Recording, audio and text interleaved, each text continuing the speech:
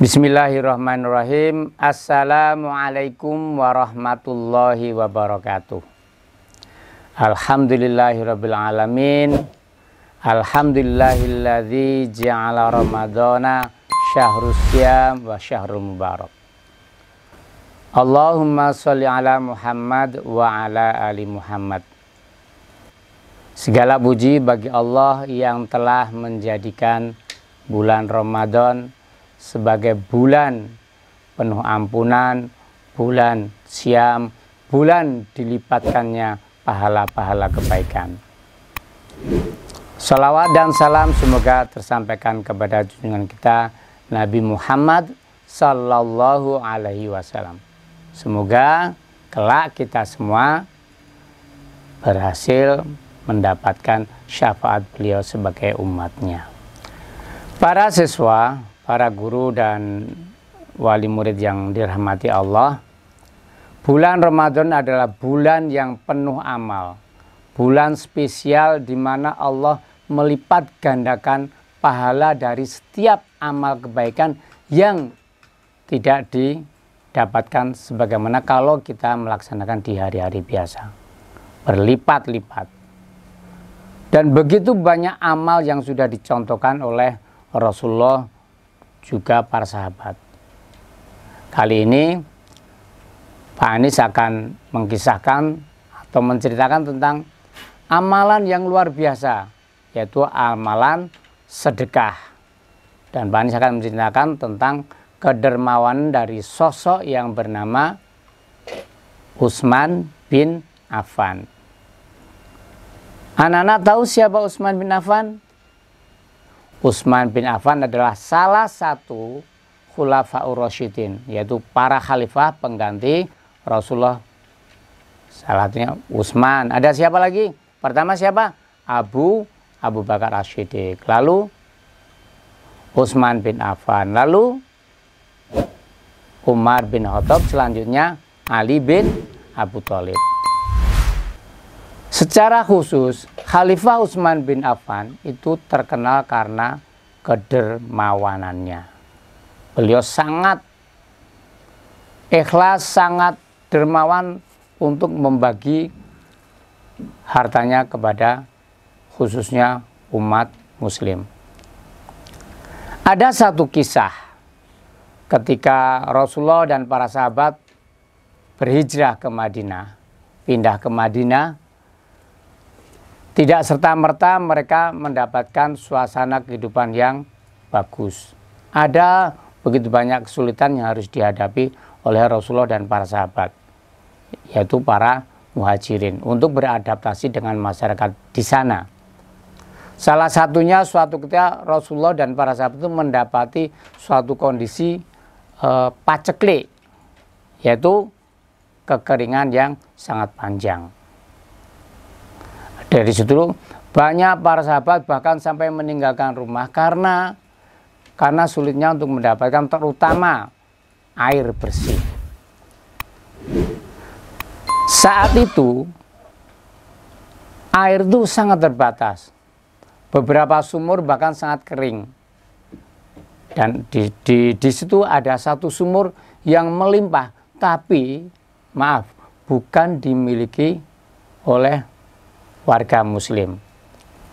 Salah satu sumur yang masih melimpah itu dimiliki oleh seorang Yahudi yang bernama Ruma. Makanya sumurnya dinamakan Bi'rur Ruma atau Bi'rur Raumah.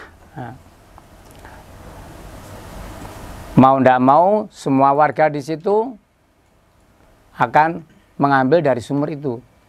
Ternyata orang Yahudi itu memberi harga bagi setiap orang yang mau mengambil air di sumur itu.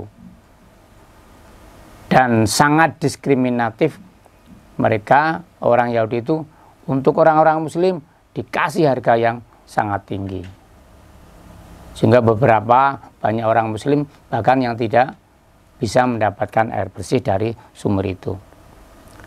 Melihat situasi seperti itu, Rasulullah mengumpulkan para sahabat dan beliau bersabda kepada para sahabat, Wahai para sahabatku, siapa di antara kalian yang mau menyumbangkan hartanya dan membeli sumur itu, Allah akan memberikan dia surga.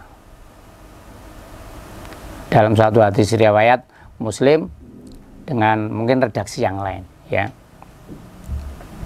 Tantangan Rasulullah ini disampaikan kepada Rasulullah, dan begitu mendengar tantangan tersebut, Utsman bin Affan, sahabat Utsman bin Affan, langsung bergegas menemui orang Yahudi tersebut untuk bisa membeli sumur itu dan menghibahkan atau memberikan kepada masyarakat Muslim.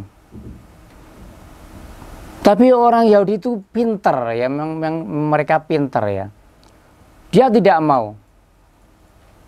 Akhirnya, dan dia memberi harga yang sangat tinggi. Nah, akhirnya Utsman menawar lagi. Gimana kalau disewa 1 hari?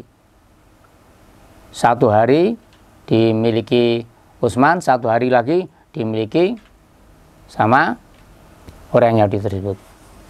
Wah, berarti kepemilikannya kan masih sama si Yahudi. Si Yahudi itu mau, oke. Akhirnya dilaksanakanlah aturan itu. 1 hari dimiliki si Yahudi, 1 hari lagi dimiliki sahabat Utsman. Saat sahabat Utsman memiliki itu 1 harinya, dia langsung mempersilahkan semua kaum muslimin untuk bisa mengambil sebanyak-banyaknya air. Dan gratis, tidak bayar sekalipun. Akhirnya si Yahudi sendiri menjadi rugi. Karena pada saat si Yahudi menguasai sumur itu, tidak ada orang-orang Muslim yang datang untuk mengambil airnya. Akhirnya si Yahudi tersebut menghubungi Utsman dan mempersilahkan untuk membeli semua sumur itu menjadi miliknya Utsman. Hanya Utsman membeli sumur itu, menambahi dengan harga, kemudian begitu diterima, Utsman langsung mewakafkannya, menghibahkannya untuk seluruh umat muslim yang ada di Madinah. Luar biasa. Para siswa yang dirahmati Allah, yang disayang Allah, keputusan Utsman untuk membeli sumur itu, kemudian mewakafkannya kepada umat Islam khususnya, dan masyarakat Madinah pada umumnya, sangat luar biasa, sangat meringankan beban kehidupan orang-orang yang di Madinah. Kemudian ada hal yang luar biasa, Utsman juga membeli lahan ada yang ada di sekitar sumur itu. Di sekitar sumur itu ada banyak pohon kurma, ya.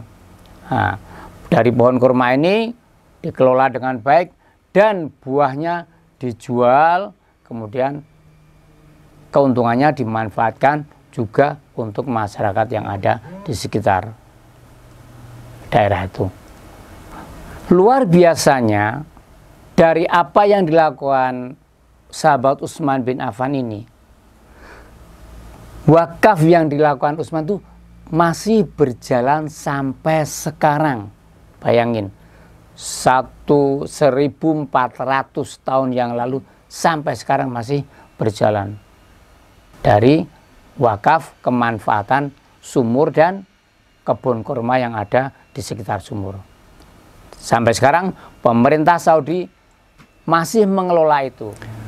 Anak-anakku sekalian yang disayang Allah, hasil dari pengelolaan perkebunan kurma dan sumur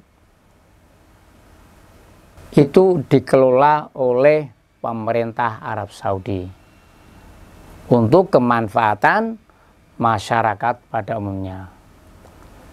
Dan itu masuk ke tabungan Yayasan Utsman bin Affan. Dari itu mereka bisa membangun banyak lembaga, termasuk, ini luar biasanya, mereka bisa membeli tanah di daerah Marzakiyah, ya, di daerah sana, kemudian membangun suatu hotel bertaraf internasional 15 lantai. Luar biasa. Nah, sampai sekarang hotel itu bisa beromset senilai 200 miliar per tahun. Masya Allah. Keuntungannya untuk apa dari hotel itu? Kembali kepada masyarakat.